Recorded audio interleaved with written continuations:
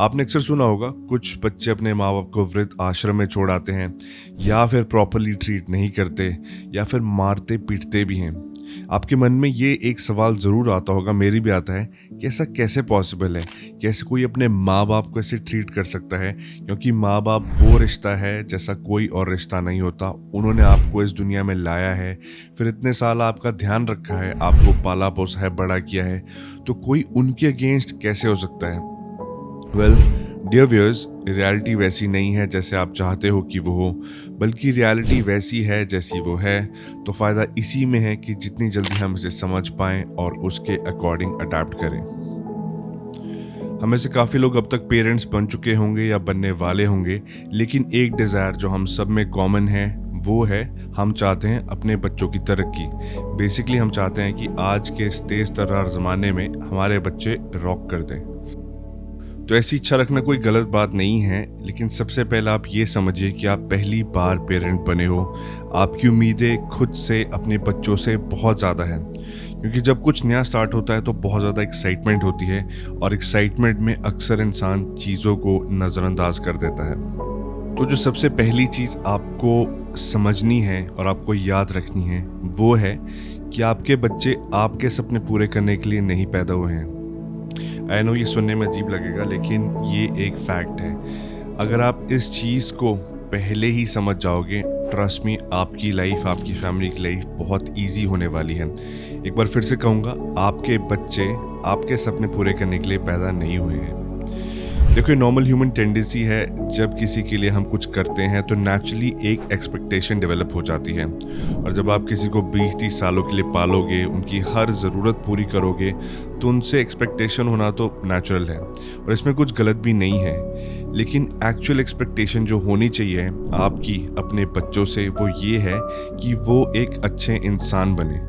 Because अगर वो एक अच्छे और केपेबल इंसान बने तो वो सभी चीज़ों का ध्यान अपने आप रख लेंगे, फिर चाहे उनके रिलेशंस हो, उनका करियर हो, आपका ध्यान रखना हो आपकी ओल्ड एज में। लेकिन अगर वो एक अच्छे और केपेबल इंसान नहीं बन पाए तो इसकी प्रोबेबिलिटी बहुत कम है कि वो लाइफ में सक्सेसफुल होंगे, और डेफिनेटली आप ये नहीं चाहते।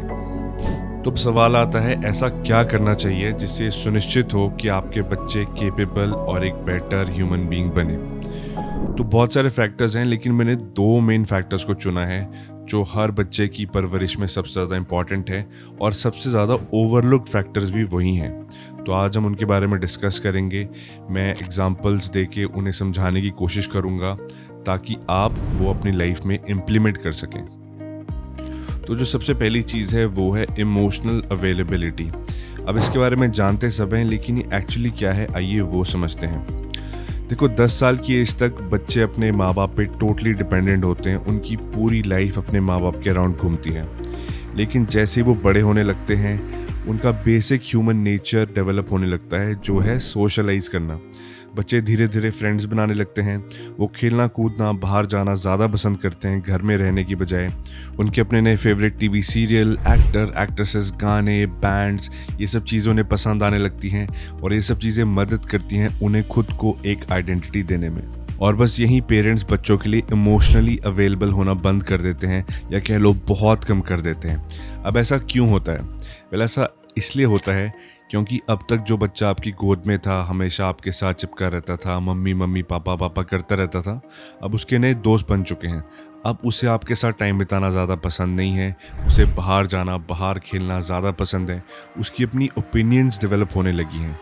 तो यहाँ पेरेंट्स थोड़ा थोड़ा जो है इमोशनली बच्चों के साथ डिस्कनेक्ट होने लगते हैं। ऊपर से बढ़ती क्लासेस के साथ पढ़ाई का प्रेशर भी बढ़ता जाता है, तो बच्चों के नंबर कम होते जाते हैं। पेरेंट्स इमोशनली अवेलेबल होने की बजाय थोड़े कंट्रोलिंग होने लगते हैं, या कह लो बहुत ज़्यादा कंट्रोलिंग होने लगते हैं। तो यहाँ ऐसा नहीं है कि आपको बच्चों को बिल्कुल कंट्रोल नहीं करना, या उनको क्या सही है क्या गलत है ये नहीं बताना, लेकिन इमोशनली भी अवेलेबल रहना है इस सब के साथ साथ।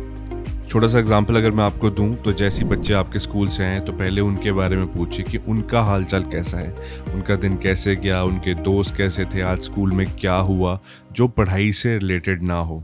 ऐसे ही बहुत सारे एग्जांपल्स हैं। आप अपने बच्चों के साथ हफ्ते में एक दिन ज़रूर निकालिए, जब आप एक वॉक पे जाएं, उनसे पूछिए कि उनकी लाइफ में क्या चल रहा है, उन्हें क्या नया पसंद आया, क्या उनके ख्याल हैं दुनिया के बारे में।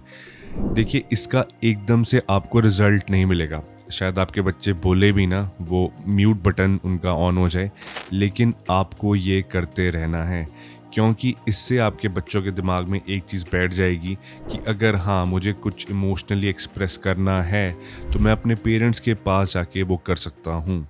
तो जिन बच्चों को इमोशनल सपोर्ट नहीं मिलती है लाइफ के इस क्रूशल स्टेज पे, वो अक्सर गलत काम करते हैं, वो अक्सर अपने इमोशंस को सप्रेस करते हैं, वो अक्सर अपने इमोशंस को समझ ही नहीं पाते।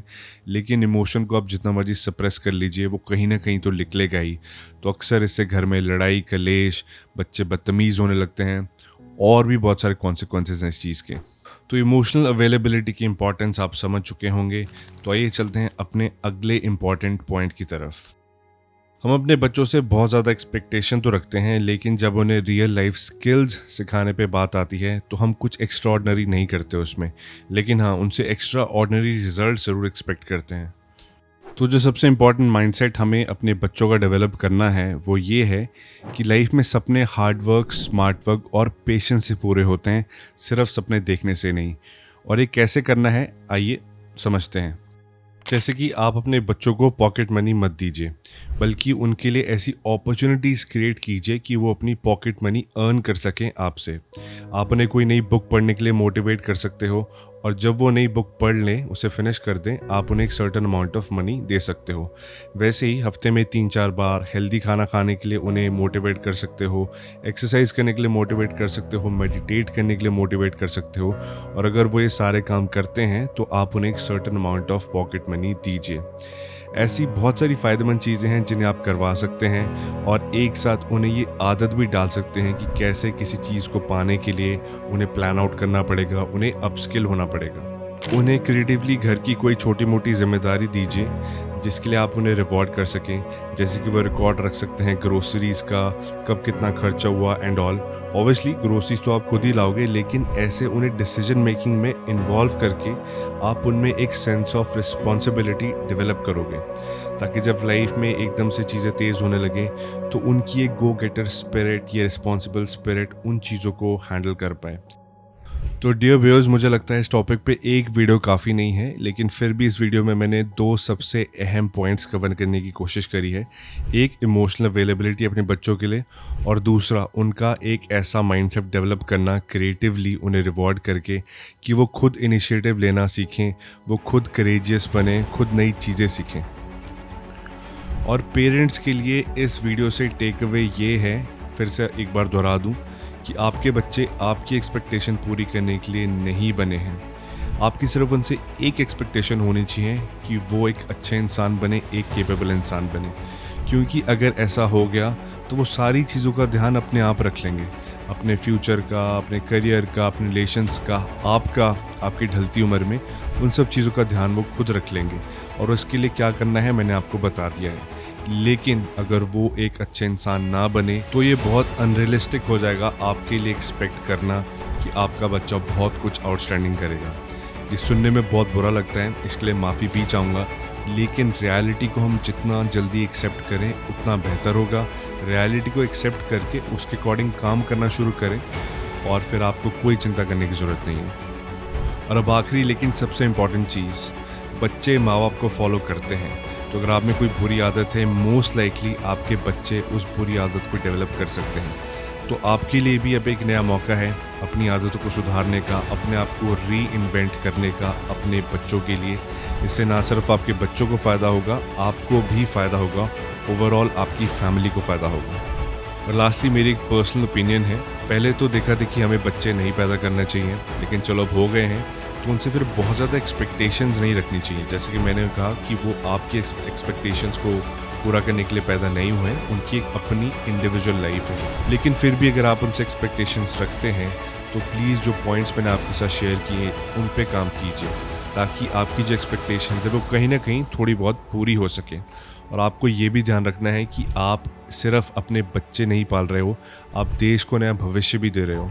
तो उसके बारे में आपको बहुत ध्यान से काम करना चाहिए। आशा है आपको ये वीडियो पसंद आया होगा। पसंद आया तो प्लीज़ चैनल को लाइक, शेयर और सब्सक्राइब कीजिए। उम्मीद करता हूँ आपका आज का दिन मंगलमय हो।